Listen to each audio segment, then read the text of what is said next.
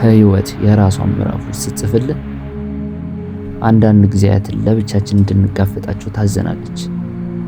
እነዚህ ጊዜያትን ግን ድክመታችንን ሸፍነን በራሳችን አቅም እንድናድግ የሚያደርጉ ናቸው።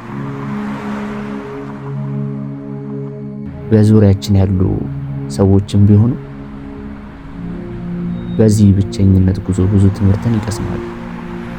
ራስህን አምነህ ስትጓዝ የሌሎችን ልብ ትማርካለህ። ጉዞህም ለሌሎች ብርሃን ይሆናል። ለራስ ያለ ፍቅርና ብርታት የዛሬውን ድካም እንድታሸንፍ ያደርጋል። ፈተናዎች ሲበዙብህ የስኬት መጀመሪያ እንደሆነ አስብ፣ ምክንያቱም መዳረሻ ላይ ደርሰሃል።